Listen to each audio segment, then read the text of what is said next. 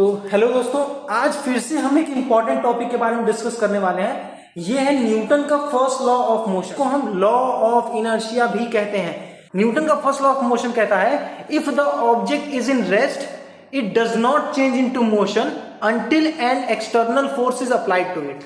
अगर कोई object rest में है तो वो तब तक मोशन में नहीं आएगी जब तक हम उस पर कोई एक्सटर्नल फोर्स न लगाएं। अब इसको एग्जांपल से समझो। अगर आपके पास कोई एक बॉल है, आप इस बॉल को जमीन पर रख दो, देखो क्या बॉल अपने आप मूव करेगी? नहीं करेगी। पर अगर आप उस पर हल्का सा फोर्स लगाएंगे तो वो बॉल क्या होगी? मूव करने लगेगी ना।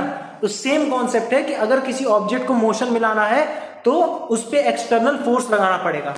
अब इसके एक सेकेंड एस्पेक्ट को देख लेते हैं। सेकेंड एस्पेक्ट कहता है if the object is in motion then it does not comes to rest until an external force is applied to it. अगर कोई ऑब्जेक्ट मोशन में है तो वो तब तक रेस्ट में नहीं आएगी जब तक हम कोई एक्सटर्नल फोर्स ना लगाएं।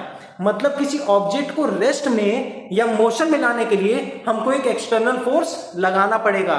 कोई भी चीज अपने आप रेस्ट या मोशन में नहीं आएगी।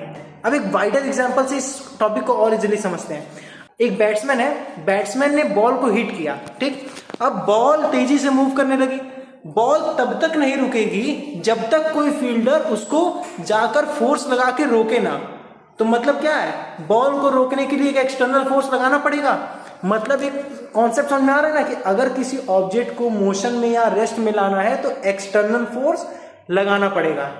डेफिनेशन क्लियर है? The object remain in its rest और motion state until an external force is applied to it. कितना आसान सा डेफिनेशन है। The object remain in its state of rest और motion until an external force is applied to it. Concept समझ में आ रहा है ना?